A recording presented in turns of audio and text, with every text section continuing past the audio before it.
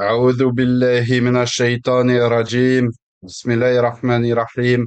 الحمد لله رب العالمين والصلاة والسلام على رسول الله مولانا محمد مصطفى وعلى آل صحبه وسلم. مدد يا الله، مدد يا رسول الله، مدد يا إبري الله. أما بعد. Ceci étant dit. Donc, on prend la suite de nos cours sur les croisades.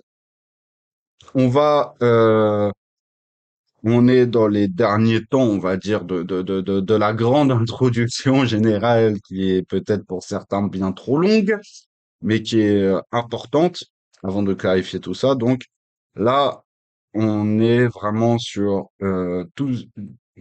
en fait, tout le contexte, si je puis dire, de toute la justification politico-religieuse, entre guillemets, du monde chrétien sur la légitimité et le bien fondé en fait de cette première croisade euh, qui en fait prépare justement à cette grande époque des croisades qu'on va voir après. Mohid. Donc commençons. Alors maintenant on va voir la mobilisation des masses chrétiennes autour des croisades. Donc comment est-ce que en fait euh, le Vatican, la papauté a légitimé, si je puis dire, euh, une mobilisation de force, en fait, pour la croisade. Donc, bismillah.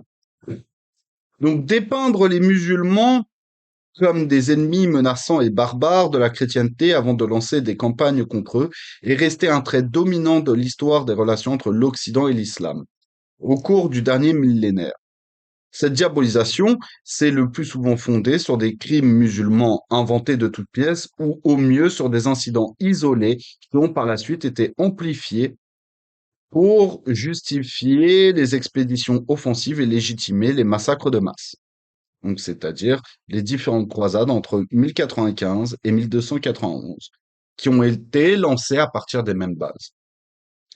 Donc, si on prend en exemple ce qu'on avait parlé la dernière fois, c'est-à-dire par exemple la profanation du Saint-Sépulcre, euh, les, on va dire le fait de dépouiller le racket, entre guillemets, si on peut utiliser ce terme un petit peu anachronique, et aussi qui n'est pas forcément lié euh, à à l'islam en soi, parce que quand on parle de racket, on pense tout de suite beaucoup plus au milieu criminel organisé, type mafia ou le milieu français, mais c'est histoire qu'on puisse se comprendre. Donc, le racket de certains pèlerins chrétiens, euh, la profanation du Saint-Sépulcre sous le règne d'Al-Hakim, qui, je le rappelle, avait déjà à l'époque, on parlait de folie, de ce qu'on pourrait appeler des troubles psychologiques aujourd'hui, et qui d'ailleurs a été massivement condamné par euh, les instances religieuses et les dirigeants, qu'ils soient sunnites ou chiites. Mais ce qui a réellement fait que euh, Al-Hakim a été destitué, combattu, etc., a été justement de grandes exactions contre les sunnis qui réveillaient la crainte on va dire, de beaucoup de cadres importants dans parmi les Fatimides, pardon, d'un réveil sunni et donc d'une union massive des sunnis contre les Fatimides. Donc tous ces éléments-là ont été exagérés et amplifiés dans le but de le rendre systématique en fait dans la civilisation musulmane. Pareil, de par les conflits qu'il y avait entre les Seldjoukides et les Fatimides dans au niveau de la Grande Syrie et de la Palestine, donc de ce qu'on peut appeler généralement la région du Chem, mais pas que. Le pèlerinage étant beaucoup plus compliqué et étant donné que ce sont des zones de guerre, donc forcément sujette aussi à moins de sécurisation des routes et donc à une certaine prolifération de certains bandits de grand chemin, donc de coupeurs de route. Euh, beaucoup de caravanes de pèlerins chrétiens. Quand on parle de caravanes, c'est pas forcément les caravanes telles qu'on l'entend dans une caravane commerciale, mais de, de groupes de pèlerins étaient dépouillés par des bandits de grand chemin.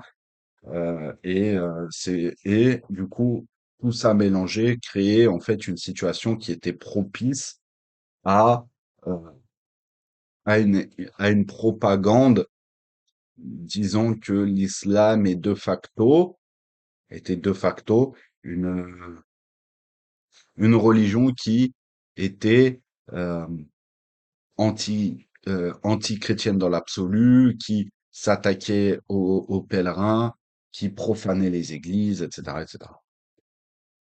Donc, l'appel à la croisade, lancé par le pape Urbain II en novembre 1095, devant une assemblée réunie dans la ville française de Clermont-Ferrand, s'attardait avec ferveur sur le, entre guillemets, terrible sort réservé aux chrétiens dans la terre des infidèles, donc les territoires musulmans.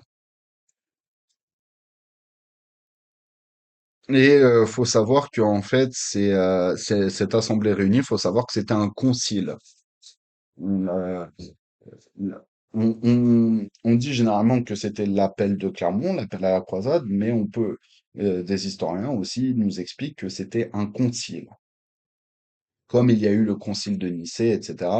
Un concile, c'est une réunion des instances laïques, séculières, donc des dirigeants là plutôt étatiques, des royaumes, etc., et les mais également des instances religieuses. Là, ici, il s'agit beaucoup plus les dirigeants euh, les dirigeants séculiers laïcs, donc les rois, les seigneurs, etc., étaient beaucoup plus si je puis dire, des spectateurs de ce concile que réellement des acteurs actifs. Un concile, c'est beaucoup plus une réunion du clergé et des instances religieuses qui discutent des grandes décisions dans la religion chrétienne. Donc là, on est beaucoup plus face à un concile dont on a invité les seigneurs et les dirigeants locaux à être spectateurs et à regarder justement euh, le, les décisions qui allaient être prises. L'une des 5 versions connues de son discours nous est ainsi transmise par Robert Lemoine ou Robertus Monachus. Donc une race maudite, une race totalement aliénée de Dieu, une génération qui ne lui a confié ni son cœur ni son esprit, a envahi les terres de ses chrétiens et les a dépeuplées par l'épée, le feu et la rapine. Elle a amené une partie des captifs dans son propre pays, tandis qu'une autre partie était annihilée par ses cruelles tortures. Elle a soit entièrement détruit les églises de Dieu, soit les a expropriées pour y accomplir les rites de sa propre religion. Ils ont détruit les autels après les avoir souillés de leurs impuretés, ils les ont circoncis, et ils ont circoncis les chrétiens et répandu le sang de la circoncision sur les autels, où ils ont versé dans les vases des fonds baptismaux ou l'ont versé dans les vases des fonds baptismaux. C'est-à-dire en gros les endroits où dans les églises on met l'eau bénite, surtout dans les églises catholiques, où on met l'eau bénite dans le but de faire le signe de croix à l'entrée. Lorsqu'ils veulent torturer les gens pour leur infliger une mort infâme, ils leur perforent le nombril et en tirant sur l'extrémité des intestins, ils les attachent à un pieu, puis en les flagellant, ils forcent les victimes à tourner jusqu'à ce que les viscères aient jailli et que les malheureux s'effondrent prostrés au sol. D'autres sont attachés à un poteau et transpercés de flèches, d'autres encore sont contraints à tendre le cou, puis ils tentent de leur trancher le cou d'un seul coup d'épée. Et que dirais-je, l'abominable viol des femmes, en parler est pire que garder le silence. Et lancez-vous donc dans ce voyage pour la rémission de vos péchés, avec l'assurance de la gloire impérissable du royaume des cieux.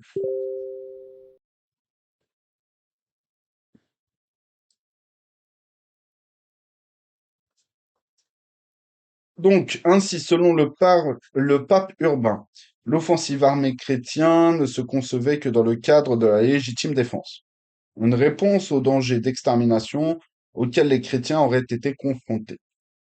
Entre guillemets, pour l'ensemble des Européens, il semblait qu'il n'y avait alors de choix qu'entre tuer ou être tué. L'exhortation du pape fut relayée et diffusée par des prêtres et autres prélats, prélats dans le sens de prédicateurs, qui usaient de toutes les ficelles de l'art oratoire, cajolant, menaçant, promettant, usant d'allégories, d'hyperboles, d'anaphores, excitant la populace sur des thèmes vengeurs.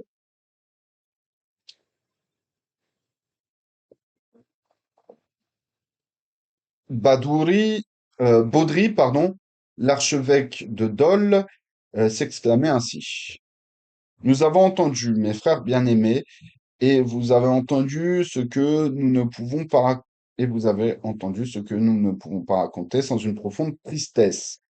Comment, avec une grande douleur et de terribles souffrances, nos frères chrétiens, nos membres en Christ, sont flagellés, opprimés et persécutés à Jérusalem, à Antioche et dans les autres villes de l'Orient. Les villes turques, ces bâtards, règnent sur nos frères.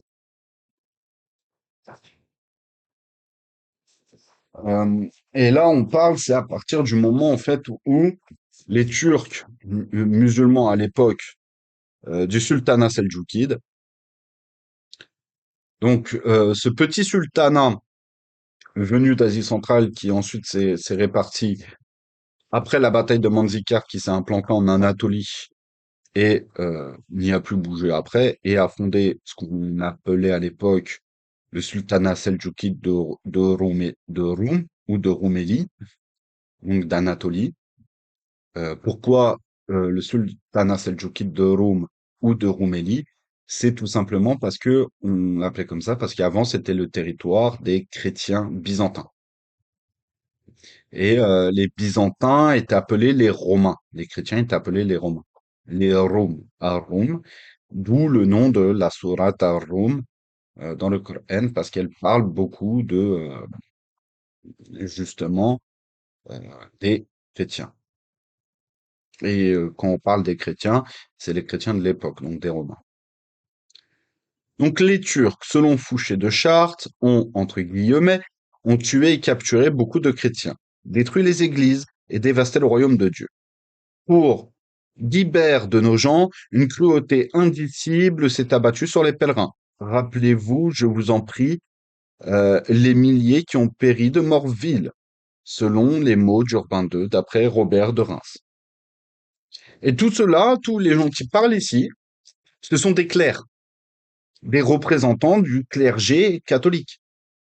Et donc, on en revient à ce qu'on disait plus tôt, c'est que l'appel à la croisade, c'est avant tout passé lors d'un concile, donc d'une réunion des instances religieuses les plus importantes de la région à l'époque, notamment en Occident.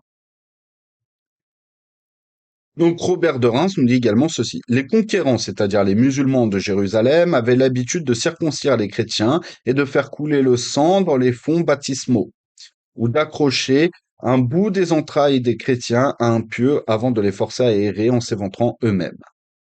Donc toutes ces atrocités étaient, entre guillemets, hautement épicées pour correspondre à l'imaginaire de ce temps et inciter les chrétiens à prendre les armes, se croiser et marcher jusqu'en Terre Sainte pour réclamer la vengeance.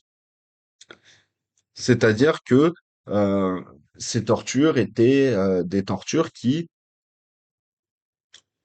étaient dans l'imaginaire d'un Orient musulman fantasmé par les Occidentaux euh, dans le but tout simplement de pouvoir légitimer dans le cœur des catholiques toutes les exactions qui allaient être commises par la suite. En gros, ils ont réussi à créer le concept un petit peu chrétien catholique du œil pour œil, dent pour dent, ou du talion.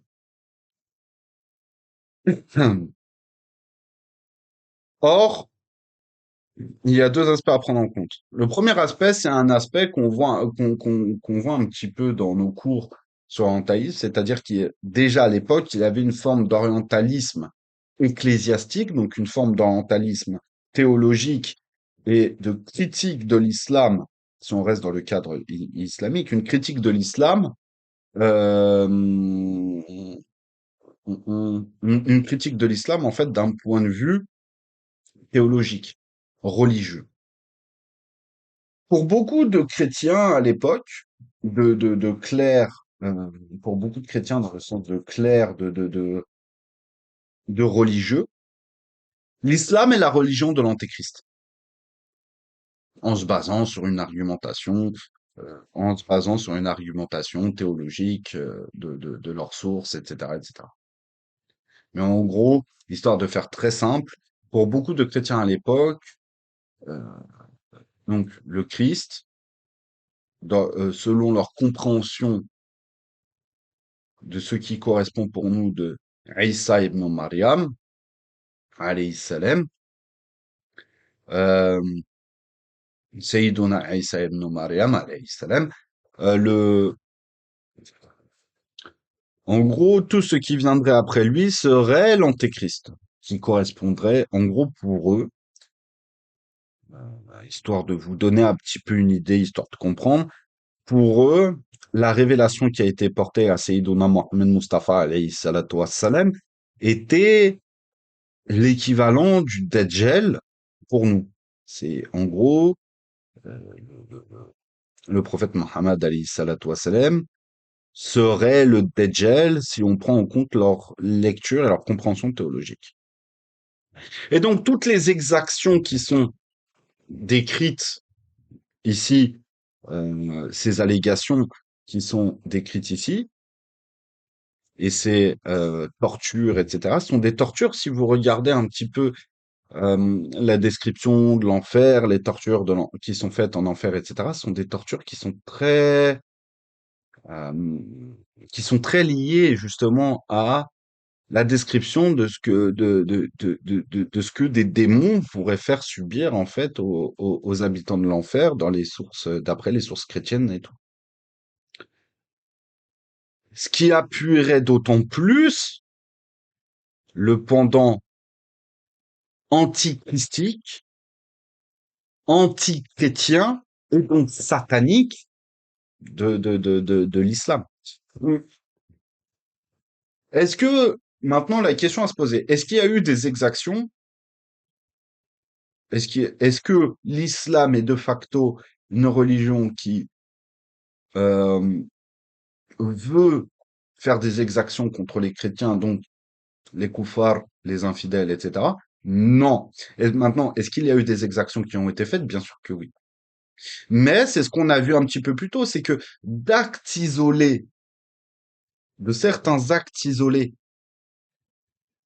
qui ont, par la transmission orale de l'époque, ont été grossis, exagérés et déformés, enfin, grossis, exagérés, déformés et faussement retransmis avec aussi, bien sûr, toute euh, la, la, l'éloquence qu'on pouvait trouver chez certains prêtres, chez certains prêtres, chez certains clercs, et notamment aussi le pape à l'époque, dans le but de retransmettre, soi-disant, toute l'horreur infernale qui se passait ici-bas sur les enfants de Dieu, donc les chrétiens. Et de tout ça, on en arrive justement à, parce que nous sommes face à une armée de démons, pas une armée d'humains, une armée de démons, qui torturent de la manière la plus, qui torturent de la manière la plus infernale, dans le sens proche de l'enfer possible, les brebis de Dieu, terme intrinsèquement chrétien d'ailleurs, toute la légitimité de la violence, même la plus vile, est permise face à ces armées démoniaques. On est dans le début, on est dans les prémices un petit peu de ce que des fois nous pouvons retrouver. euh, je vais faire une petite parenthèse, vous avez compris. On peut faire un parallèle entre cette propagande lors du concile de Clermont, donc cet appel à la croisade avec toutes les exagérations et toute cette exagération et cette propagande un petit peu religieuse et politique et militaire de, euh, de l'époque, avec plus ou moins la légitimité de ce qu'on appelle traditionnellement la War on Terror, qui s'est qui a eu lieu entre 2001 et 2003 après la chute et la pendaison de Saddam Hussein, rahimahullah. On peut faire un parallèle, bien sûr, le discours a été modernisé, actualisé avec une compréhension contemporaine. On n'est plus dans l'exagération biblique et dans le discours très, très apocalyptique que l'on pouvait retrouver à l'époque du Concile de Clermont. Mais l'application en soi est la même chose. Quand vous, euh, quand vous écoutez le, le discours post-11 septembre de George W. Bush fils, euh, de George W. fils après le 11 septembre, qui légitime justement la War on Terror, euh, l'invasion de l'Afghanistan, de l'Irak, etc. On est dans un discours à peu près similaire. Bien sûr, modernisé, tout ce que vous voulez, etc. Mais euh, on parle aussi de croisade. Si je me souviens bien, on parle et il a même utilisé le terme de croisade. C'est pourquoi est-ce que pourquoi est-ce que je fais un parallèle entre entre le discours de George W. Fils et le discours du pape Urbain II et de nombreux clercs, c'est parce que l'application est similaire. D'actes, d'actes qui sont euh, graves, tout ce que vous voulez, etc. On en fait une légitimité ici politique et dans un moindre cas religieux, mais on en fait en fait une légitimation à l'invasion, la conquête et le combat contre les musulmans sur leur propre terre. C'est en ce sens où on peut faire un parallèle.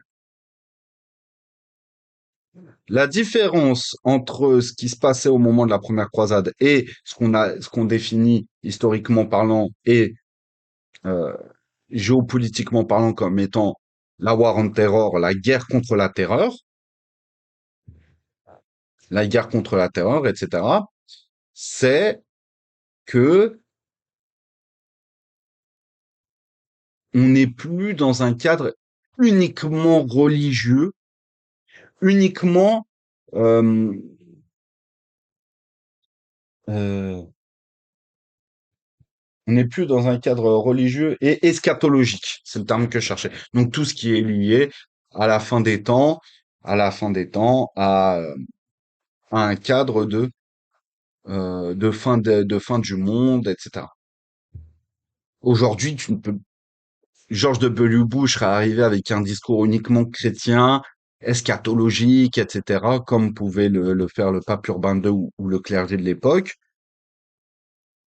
Beaucoup ne l'auraient pas suivi. Parce que la sécularisation des mentalités s'est élargie. Et pourtant, d'une certaine manière, la société américaine est moins séculière, par exemple, qu'en France. Mais le discours prend parce que on a beaucoup plus sécularisé et attaquer des valeurs qui sont modernes d'un point de vue occidental, la liberté, la libre entreprise, le, le, le, le, le rapport à l'État-nation.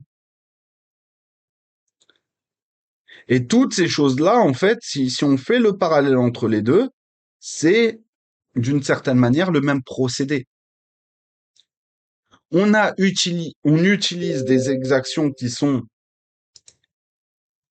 des exactions qui ne sont pas intrinsèques à l'islam, mais qui sont des actes isolés de musulmans pour généraliser et légitimer une attaque sur les territoires musulmans.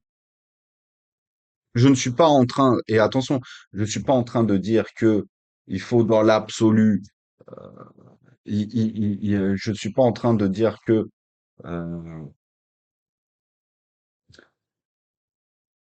je suis pas en train de dire que de défendre Al-Qaïda ou Al-Qaïda ou des groupes comme ça, ou je ne suis pas en train de défendre les exactions qui ont pu être faites par l'armée américaine ou les différentes armées occidentales sur certaines populations, parce qu'il y a eu des exactions des deux côtés, il faut être honnête, Abu Ghraib, tout ça. Je suis pas en train de légitimer un camp ou un autre et de jeter l'anathème sur un camp ou un autre. Je suis juste en train de me baser sur l'histoire pour essayer de faire comprendre, en fait, des faits contemporains. Pourquoi? Parce que ce qu'on apprend généralement en histoire, c'est que l'histoire est un petit peu comme une spirale, une spirale convergente. Donc, tous les faits, ou soit une spirale convergente, soit une, soit une ellipse. Pas complètement en rond, mais une ellipse.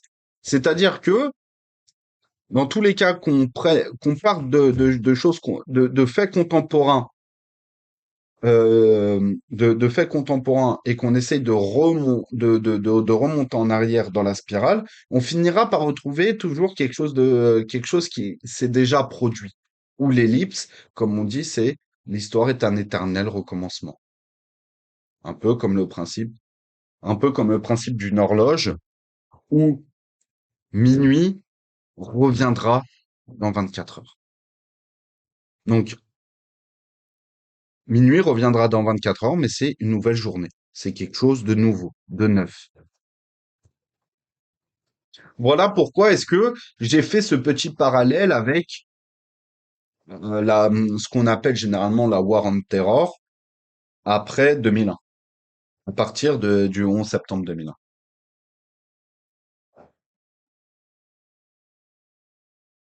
Donc l'effet de cette propagande sur l'Europe chrétienne fut proprement extraordinaire.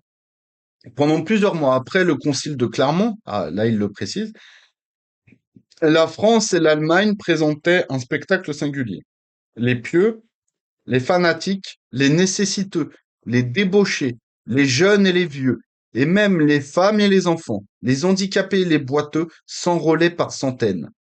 C'est ce qu'on verra plus tard comme étant c'est ce qu'on verra plus tard comme étant la croisade populaire. Les croisades populaires. On en parlera dans nos prochains cours. Pas forcément celui d'après, mais lorsqu'on débutera réellement la première croisade, on en parlera beaucoup plus en détail. Dans chaque village, le clergé s'affairait à entretenir l'excitation de tous, promettant des récompenses éternelles à ceux qui endossaient la croix rouge, fulminant fulminant des dénonciations les plus terribles contre tous ces gens aux préoccupations mondaines qui refusaient ou même simplement hésitaient. Tout débiteur qui se joignait à la croisade était libéré de ses créanciers par l'édit papal. Les hors-la-loi de tout grade étaient mis sur un pied d'égalité avec les honnêtes gens et bénéficiaient des mêmes conditions. Ce qu'il faut comprendre, c'est que beaucoup de bandits de grand chemin qui, à la base, beaucoup de bandits de grand chemin de pirates, de voyous avait, si je puis dire, un pardon, un pardon biblique, un pardon papal, qui était pardonné de leur péché passé, n'étaient plus condamnables s'ils acceptaient de rejoindre la première croisade. C'est un petit peu, d'une certaine manière, le pendant chrétien du SAC. Donc c'est quoi le SAC? C'est le service d'action civique. Et le service d'action civique, c'était une espèce de police parallèle. C'était une espèce de police parallèle où beaucoup de membres du milieu français, du milieu donc du gangstérisme, de la criminalité française, avaient rejoint les forces du SAC, donc du service d'action civique, à l'époque à l'époque en fait des gaullistes, jusqu'à son arrêt définitif sous Mitterrand lors de sa première élection en 81. Et le SAC euh, permettait à certains voyous, certains gangsters, certains criminels ou membres du milieu de pouvoir euh, pratiquer des actes criminels et d'avoir une certaine protection politique en contrepartie de certaines choses. Assassinat politique, etc., etc. Et là, on est à peu près sur quelque chose de similaire. C'est-à-dire que le pape pardonnait à des bandits de grand chemin, l'équivalent de braqueurs, par exemple, si ils rejoignaient la croisade, de porter la Croix-Rouge et de se battre pour l'Église, étaient pardonnés, étaient libérés s'ils étaient emprisonnés, s'ils acceptaient de rejoindre la croisade. Enfin, on verra, c'est plus complexe que ça, mais en gros, c'est ce qui s'est passé pour beaucoup. Et c'est pour ça qu'il n'y avait pas que des joyeux lurons il n'y avait pas que des preux chevaliers euh, dans dans la première croisade. Certains étaient des criminels notoires. Certains étaient des criminels notoires.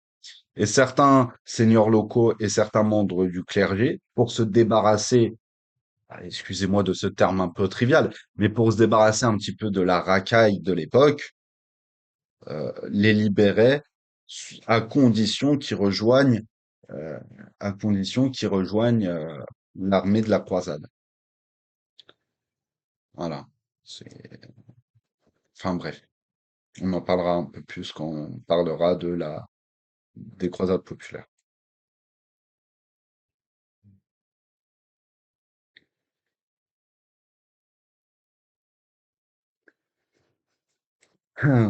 Les biens de ceux qui s'engageaient étaient placés sous la protection de l'Église et l'on racontait que Saint Paul et Saint Pierre en personne descendaient de leur haute demeure du ciel pour veiller sur la propriété des pèlerins absents.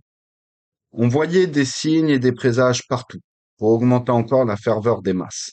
Lorsqu'une aurore boréale d'un éclat inhabituel apparut, des milliers de croisés sortirent ainsi pour la contempler et se prosterner au sol en adoration. On pensait alors qu'il s'agissait d'un présage certain de l'intervention du Très-Haut et d'un symbole de ses armées et un symbole de ses armées combattant et vainquant les infidèles. Partout, les récits des miracles abondaient. Un moine avait vu deux gigantesques chevaliers à cheval, l'un chrétien et l'autre turc, se battre dans le ciel avec des épées enflammées. Le chrétien l'emportait bien évidemment. On racontait que des myriades d'étoiles étaient tombées du ciel, chacune symbolisant la chute d'un ennemi païen. On parle ici des musulmans. On croyait aussi que l'empereur Charlemagne sortirait de sa tombe et conduirait à la victoire les armées du Seigneur. Une caractéristique singulière de cette folie populaire était l'enthousiasme des femmes. Partout, elles encourageaient leurs amants et leurs maris à renoncer à tout pour la guerre sainte. D'ailleurs, même certains, d'ailleurs, j'ai perdu son nom sur l'instant, ça me reviendra peut-être plus tard, mais il y avait un seigneur français qui, à la base, lui, il n'était pas forcément chaud d'aller à la croisade. Il n'était pas chaud. Il était, disons formellement que lui, il était très bien sur ses terres, à s'occuper de ses terres et que la volonté d'aller en Terre Sainte, c'était pas une priorité absolue pour lui. Mais en gros, sa femme euh, lui mit un coup de pression pour y aller. Et il a été obligé de y aller parce que sa femme lui a mis un coup de pression tout simplement. D'ailleurs, lorsque sa femme a apprit qu'il revint alors que c'était le bazar en Terre Sainte, elle l'obligea à rejoindre la croisade de secours pour retourner filer la patte là-bas. Et en gros, la menace, tout simplement, c'est elle se refuserait et fera annuler le mariage. Déjà, elle se refusait à ses obligations conjugales, parce que j'ai pas besoin de vous faire un dessin pour vous faire comprendre ce que ça veut dire, et menaçait de faire euh, annuler le mariage et de son mariage et de, en gros, le faire, comment on dit déjà, c'est de faire annuler son baptême, mais de le sortir en fait de l'église, en gros, de l'excommunier, voilà. Donc de l'excommunier, de le sortir de la communion. Donc en gros, l'équivalent du tekfir chez les catholiques. Donc en gros, de le faire excommunier afin de faire annuler le mariage s'il n'allait pas à la croisade. Et déjà, elle se refusait aussi à ses devoirs conjugaux, légitimement en- et en se plaçant sur la protection de certains évêques, justement, pour lui mettre un coup de pression et l'obliger à aller là-bas. Voilà, en gros. Une petite anecdote un petit peu rigolote, si je puis dire. Voilà. Beaucoup d'entre elles se brûlaient le signe de la croix sur la poitrine et les bras avant de colorer la plaie d'une teinture rouge comme symbole ineffaçable de leur zèle. En gros, un tatouage encore plus douloureux. D'autres, plus enthousiastes encore, imprimaient cette marque par les mêmes moyens sur les membres des jeunes enfants et même des nourrissons encore au sein, donc qui étaient encore dans l'obligation de d'être nourris par le lait maternel. Donc, Guibert de Nogent raconte qu'un moine s'était fait sur le front une grande incision en forme de croix qu'il avait colorée avec quelques puissants ingrédients. Il raconta aux gens qu'un ange l'avait faite pendant son sommeil. Ce moine semble toutefois avoir été plus malhonnête qu'imbécile, car il parvint à se faire plus riche que tous ses frères pèlerins grâce à cette réputation de, entre guillemets, sainteté. Donc partout les croisés lui offraient des présents en nourriture et en argent, et il était devenu bien gras en arrivant à Jérusalem malgré les fatigues du voyage. En réalité, il n'y avait évidemment aucune, entre guillemets, atrocité turque, mais pas plus que les lieux saints n'avaient été souillés, enfin, si on enlève la profanation d'Al-Hakim, c'est-à-dire que Al-Hakim, c'était une exception.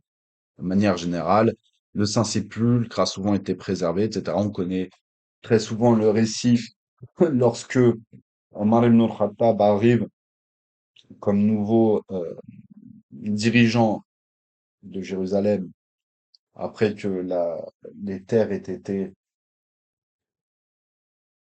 conquises, là ici par un traité de paix par les musulmans. Donc, Jérusalem, Omar ibn al-Khattab arriva et le patriarche de Jérusalem, donc le chef religieux chrétien à Jérusalem, étant donné que c'était l'heure de prier, lui proposa de prier dans le Saint-Sépulcre, parce que c'était l'heure de prier et que pour lui, étant un lieu de culte, il était normal pour lui de proposer à un autre chef religieux, notamment ici, Émir al-Mu'minin, donc Omar ibn al-Khattab, radiallahu anhu, de prier en ce lieu, et Omar ibn al-Khattab refusa en disant que je ne veux pas prier ici, car si il est su que j'ai prié ici, j'ai peur que les prochaines générations ne détruisent ce lieu saint, euh, ne détruisent ce lieu saint de par la prière que j'ai effectuée ici. Du coup, il alla prier au-dessus sur sur un terrain vague. puisqu'elle est sur un terrain vague, et en fait qui s'avéra être le futur emplacement de Mesjid al-Aqsa et du mont du Rocher, etc. L'esplanade des mosquées actuelles. Euh, et il s'avérait que c'était le lieu de l'ancien temple, mais qui à l'époque était un terrain vague. Et c'est ici que sera construit la future Masjid al-Aqsa, donc l'esplanade des mosquées que l'on connaît aujourd'hui à Jérusalem, Beit al-Maqdis. Loin d'être menacés d'extermination, les chrétiens étaient libres de pratiquer leur culte et de jouir de leurs biens et de leurs richesses. Tout comme les juifs, ils étaient bien présents dans l'administration du monde musulman. Et ce, dès le temps de la civilisation musulmane. Et ce, dès les premiers temps de la civilisation musulmane. On peut prendre en exemple le calife al-Muqtas al-Muqtasim, qui régna de 833 à 842, pour ne citer que lui. Il avait ainsi deux ministres chrétiens, dont l'un était en charge des finances. En 1047, le voyage Nasir-i-Khosrow avait vu des chrétiens pratiquer librement leur foi à Jérusalem et décrit l'église du Saint-Sépulcre comme un édifice très spacieux capable de contenir environ 8000 fidèles et bâti avec la plus grande habileté. À l'intérieur de l'église était orné de brocarts byzantins sertis d'or. Et ce lieu de culte n'était qu'une des nombreuses églises chrétiennes de Jérusalem. Les pèlerins chrétiens avaient également libre accès à leur lieu saint. La destruction de l'église du Saint-Sépulcre de Jérusalem en 1009, donc euh, ce qu'on a vu plus tôt, événement que le pape avait utilisé près d'un siècle plus tard, donc en 1095 au moment de l'appel à la croisade, pour démontrer la profanation des rites chrétiens par les musulmans, était l'œuvre du souverain ismaélien Al-Hakim, qui avait sombré dans la folie, comme on l'a vu. Le paradoxe étant ici que son secrétaire qui avait rédigé l'édit de destruction de l'Église et son vizir qui l'avait signé étaient tous deux chrétiens. Donc, euh, cette information nous est retransmise par Finucane par Robert Finucane, je pense, dans Les Soldats de la foi. Nous notons également euh, que ce Fatimide avait lancé une grande campagne de persécution contre les musulmans sunnites et fait mettre à mort nombre de personnalités les plus honorables. Et ça, c'est dans un second temps. L'information comme quoi les secrétaires ayant validé la destruction, la profanation du Saint-Sépulcre, euh, le secrétaire et le vizir qui a validé en fait étaient chrétiens. J'ai pas vu d'autres informations à part ce qui est rapporté ici par le professeur Salah ad-Din Zaimesh al-Jazairi. Bon, il se base sur un historien, mais j'ai pas vu d'autres informations allant dans ce sens. J'ai pas vu d'autres informations allant dans ce sens. Donc, Allah Warley, mais prenez peut-être cette information avec des pincettes. Voilà. Donc, les prétendus massacres de pèlerins par les musulmans qui leur auraient interdit l'accès au lieu saint de Jérusalem formait l'autre raison principale invoquée par le pape pour appeler à la croisade. Cette justification était tout aussi infondée. Il n'existe en réalité aucune preuve que les Turcs, après avoir repris la Palestine la Palestine et la Grande Syrie aux Fatimides en 1070, aient sérieusement perturbé les pèlerinages. Et il est certain qu'ils n'ont commis aucun outrage comparable à la destruction de l'église du Saint-Sépulcre par Al-Hakim, donc le Fatimide fou, en 1009, dont nous savons, donc cette destruction, avait poussé le pape Serge IV à proposer d'équiper 1 millier de navires pour se rendre en Palestine et, entre guillemets, sauver les lieux saints. Un grand pèlerinage allemand d'environ 7000 chrétiens, dont seulement 2000 seraient revenus en Europe, avait certes subi de lourdes pertes aux mains de tribus bédouines qui étaient des coupeurs de route, mais l'incident s'était produit 5 ou 6 ans avant l'éruption seldjoukide en Palestine. Donc, hormis une grève interruption sous le règne d'Allah Hakim, le pèlerinage chrétien vers Jérusalem était en réalité devenu bien plus facile et même beaucoup plus fréquenté au XIe siècle.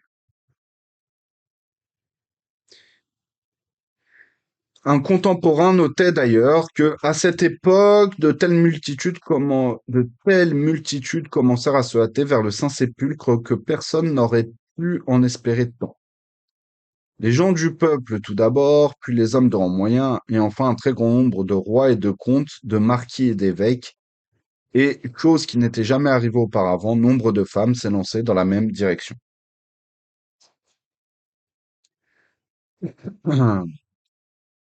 Parmi ces pèlerins se trouvait par exemple Robert le Magnifique, qui quitta son duché de Normandie en 1035 et se rendit à Jérusalem pour un pèlerinage qu'il accomplit en toute sécurité. Le célèbre Fulkenera, le comte d'Anjou, mourut quant à lui en 1040 en rentrant de son quatrième et dernier pèlerinage en Palestine. Parmi les autres pèlerins de marque, on peut citer Sven, le fils aîné du comte Godwin de Wessex, ou Eldred, archevêque d'York, qui se rendit à Jérusalem en 1058, et offrit au tombeau de Notre Seigneur un calice d'or d'une facture et d'un prix merveilleux. 6 ans plus tard, Siegfried de Mayence et 3 autres évêques conduisaient une foule hétéroclite de milliers de pèlerins vers la Terre Sainte. On peut ainsi multiplier les exemples qui prouvent bien les flux ininterrompus de chrétiens vers Jérusalem. Et même lorsque les brigands bédouins s'attaquaient aux caravanes pour les détrousser, les princes musulmans venaient à leur secours avant de conduire les pèlerins vers Jérusalem en toute sécurité. Comme dans le cas des pèlerins allemands, le seigneur de Ramallah était intervenu en leur faveur. Venons-en donc désormais aux véritables raisons de l'appel à la croisade. Hors de la prise de conscience par la chrétienté d'Occident de l'état affligeant et chaotique du monde musulman. Donc en gros, tout ce qu'on a vu dans les cours précédents, c'est-à-dire que le fait que la chrétienté a profité de la désunion et des conflits à travers le monde musulman pour euh, prendre contrôle de cette région. Maintenant, ce qu'il faut savoir, c'est que effectivement, avant la conquête des Seldjoukides dans la Grande Syrie et la Palestine, et le conflit avec les Fatimides et les différentes tensions qu'il pouvait y avoir avec les Fatimides, il était peut-être beaucoup plus facile pour les seigneurs locaux de soutenir les croisades, mais il restait que lorsqu'ils le faisaient régulièrement, mais ils n'arrivaient pas toujours justement à contrer les tribus bédouines, certaines tribus bédouines qui s'étaient habituées à faire du brigandage leur manne financière. Et d'autant plus lorsque par la suite, il y avait des conflits entre les deux grandes puissances de la région, donc les Seldjoukides sunnites et les Fatimides chiites. C'était beaucoup plus compliqué de pouvoir soutenir les pèlerinages et donc le brigandage était devenu quelque chose d'habituel. Et par la transmission orale et l'exagération, etc., du brigandage au fait d'empêcher, d'interdire le pèlerinage en Terre Sainte, il n'y a qu'un pas, et du brigandage à la torture avec tout ce qu'on a vu plus tôt, les principes eschatologiques et le parallèle satanique, euh, euh, voilà, il n'y a vraiment qu'un pas. Et toute cette propagande autour de la répression des musulmans a été, euh,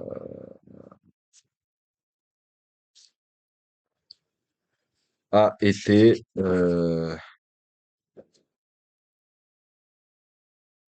comment je pourrais dire ça?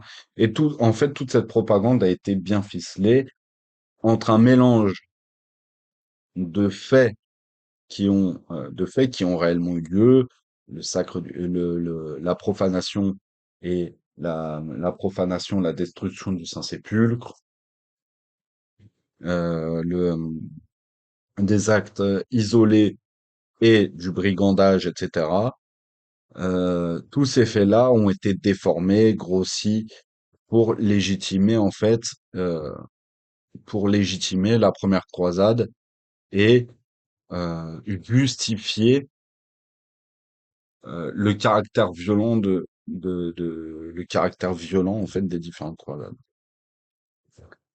Donc, on va commencer maintenant les principales raisons des croisades.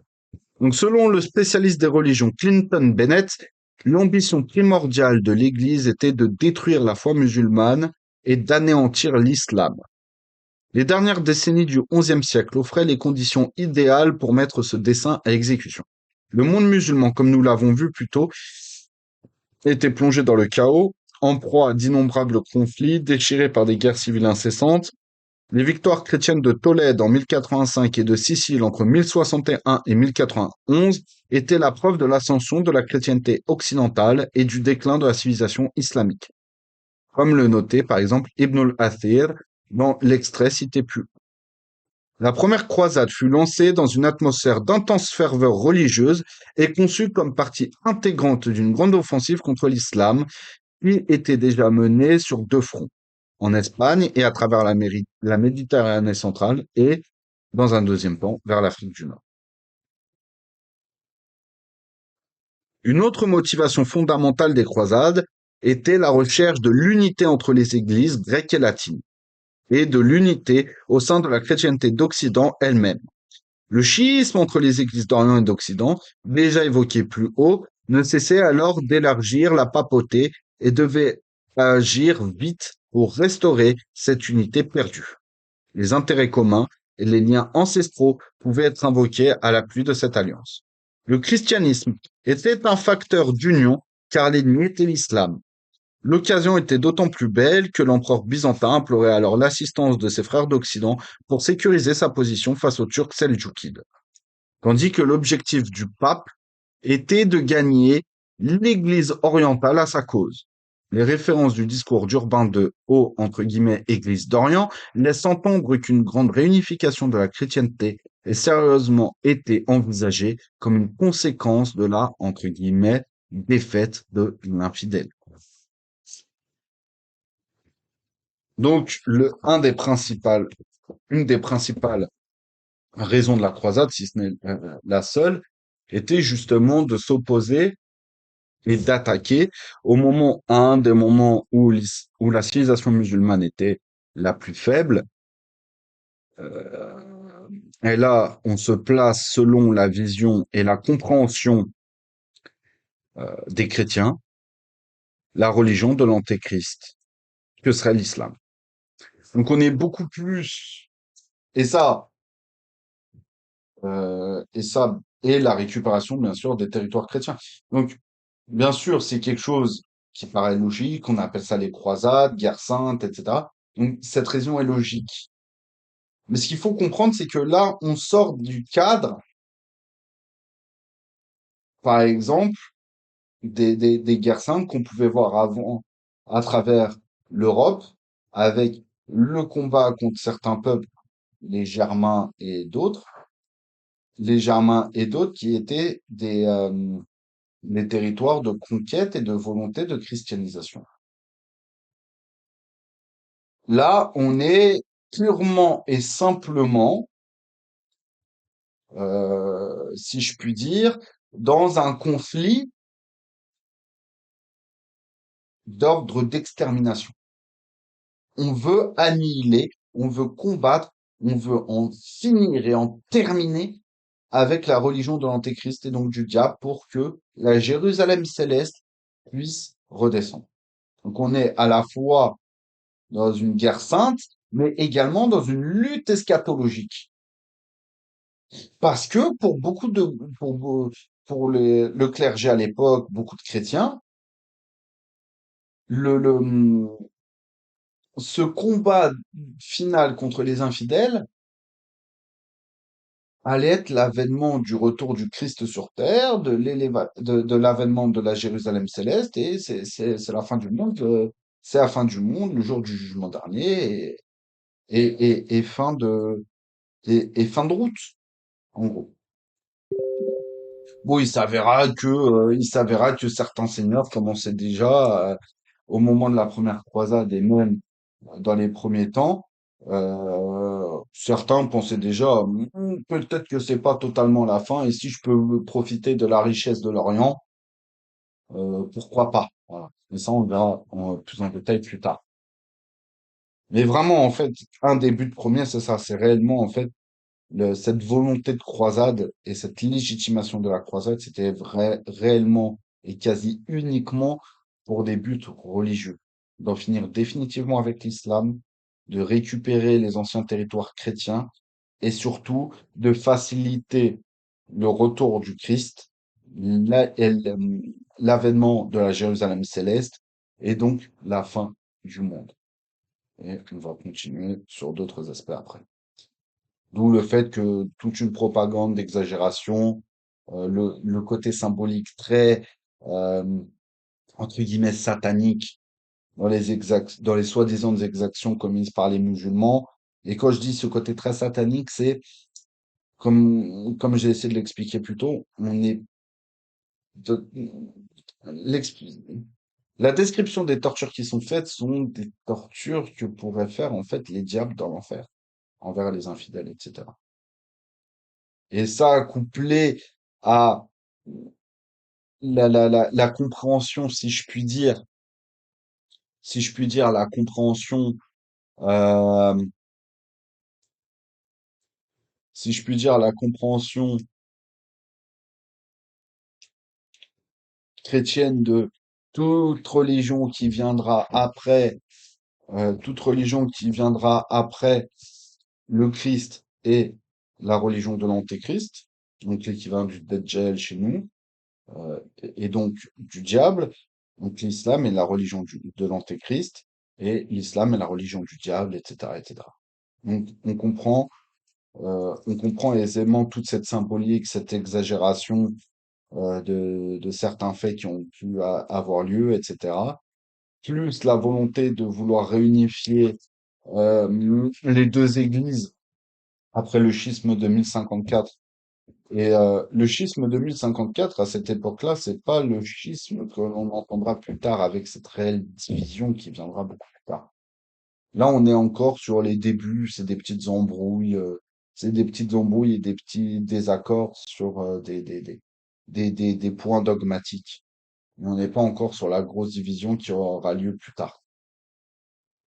Donc, tous ces principes-là ont pour but justement d'en terminer définitivement avec la civilisation musulmane. Donc, on se retrouve la semaine prochaine, Inch'Allah.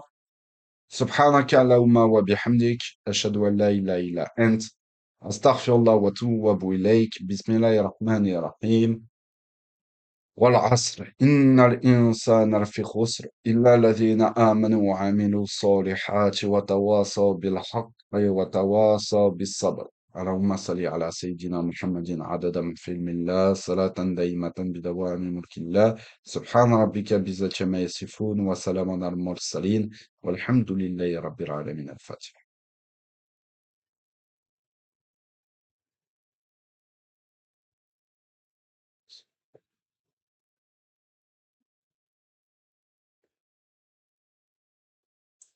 السلام عليكم